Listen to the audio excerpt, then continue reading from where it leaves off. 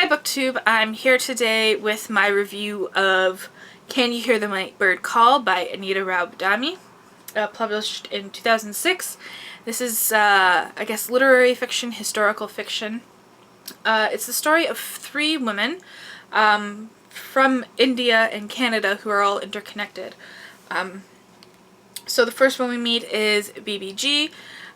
She is a Sikh woman who steals her sister's fiance so that she can immigrate to Canada, and while there she kind of becomes the matriarchal figure of her fellow immigrants in Vancouver. And when I say her fellow immigrants, I mean immigrants from India, and this is before the partition, so what eventually became Pakistan and Bangladesh as well. Then we follow Leela, who is a half-white, half-Indian Hindu woman who reluctantly immigrates to Vancouver and ends up finding a home there. And then the third woman is Nemo, who is a young Sikh woman. I'm mentioning their religions because it does play an important part in the story, who remains in India, but sends her son to go live with BBG to have a better life, you know.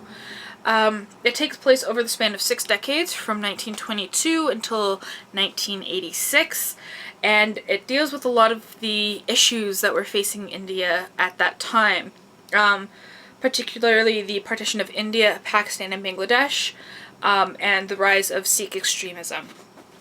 It's a very fast-paced book because we are jumping through time. We are jumping from character to character and from India to Vancouver, so there's nice change. You know, when you're reading the book, it's not all just one setting, one person, one time, which is really helpful in making it easy to read. And I think it's also really cool because we get to learn a lot about the history of India, and you get to learn it mostly through the effects that it has on people, and I think that's really important. I think that's the most important lessons that we can learn from history, is how these events affected people. And we also, not only we get the perspective of people in India, but also the perspective of people in Canada at the time who are from India, who have that interest, but are also detached because they've been, you know, living in another country for longer than they lived in their original country at some points. You get arguments too between people who can safely argue this in a safe environment, whether certain aspects of what happened in India is right or wrong, or justified or not justified, and such. She really makes you feel attached, not just to the primary characters as well, but also to their family and their friends, who play a very important role in this, and it's very kind of briefly done, but also very well done. And all the three women, you would think there'd kind of be some sort of meshing and blurring between them, but they are very distinct people. They have their own different opinions, their approaches to life, their own personal histories, which we get from you get perspectives from their childhood up until whatever age they happen to be in 1986, because they're from different, I guess, generations. Yes. Okay, I want to read you a passage to give you an example of the writing style. It is at the end, towards the end of the book, but it's not a spoiler. So I'm just going to read this here. Okay. A small, naked child, gleaming with oil recently applied, dashed out of her arms into the front yard, laughing, leaping up and down in the wintry morning, ecstatic to be alive. It was the child of her heart, her Kamal, her third and last one, a daughter at last. Every mother has one child she favors, if only a little more than the others. And this was the one Nemo held closest. Was that why she had been so punished, for the sin of loving one more than the rest?